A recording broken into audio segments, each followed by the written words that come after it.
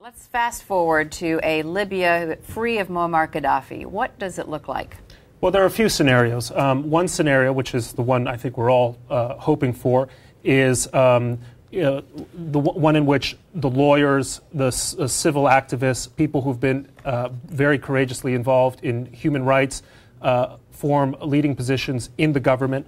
The military falls behind that leadership, and you get a Libya that really wants to finally participate in the community of nations in a way it hasn't for 42 years. Second scenario is anarchy, which is also a possibility. A third scenario is contending powers who can't quite figure out what it is that they want to do. You know, Libya has been divided between not only tribes but different units in the army, and so there's a recipe for this moving in a very positive direction. There's a recipe for it going the way of Somalia. Do you agree with that assessment, or what would you add? Well, I don't think we're likely to be seeing Somalia, but I think there's a possibility of division of the country between East and West. The two provinces have always been separate in history, and they were united in a country just in 1950-51. So I think that's a possibility. I think there's reason to be hopeful because the degree of enmity for this regime, the hatred that people have for Gadhafi, seems to be uniting them now. Let's hope that plus the kind of things that Bret talks about. I don't usually agree with Bret, but I think he's right on this. If some of these people who have played leading roles thus far as exiles or inside Libya play the kind of role that we've seen some people in Tunis and some people in Cairo play, maybe things could work out. Let's take one sort of division that could occur, secular or not.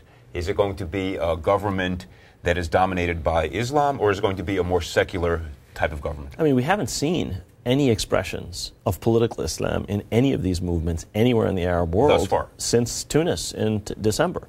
Now, there are powerful Islamic movements in some of these countries, but they have not yet surfaced as the leaders, even in Libya, where Gadhafi pulverized the opposition.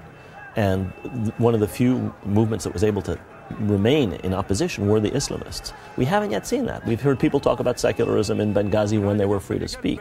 We will see, though. You know, Bernard Lewis once made the point that in the Middle East, and he made this remark a few years ago, in the Middle East where you have a pro-American regime, you have people who are often hostile to the United States. Where you have anti-American regimes, you have people who are often sympathetic, if not to the United States, then to Western values.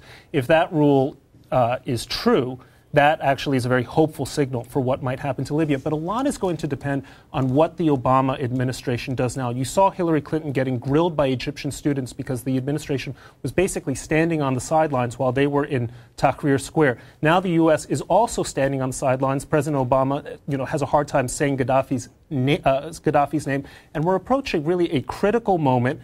Tripoli will either stand or fall. We could have the real bloodbath ahead of us.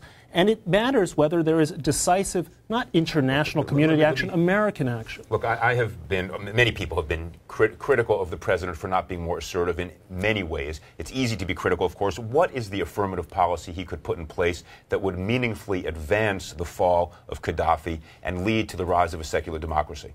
And that calculus has to be better to not intervene and be blamed and then change the nature of the revolution. He has to give the military and the holdouts, the pro-Gadhafi holdouts, every incentive not to fire on the people in the streets, every incentive to switch over, to defect, fly their planes to Malta, have the ships not leave the ports, if necessary, enforce a no-fly zone, enforce a no-sailing zone so that Gadhafi's ships can't go to Benghazi and shell the coast, and ratchet it up day by day as Gadhafi's resistance increases. Do you agree, or do you think that our saying anything would, in fact, lead to saying things and doing some things might be fine, in fact, may be helpful. I think certain kinds of overt intervention are going to provoke on the part of this tyrant, as they did with Mubarak, an attempt to mobilize his supporters by saying, see, I'm standing up against foreigners.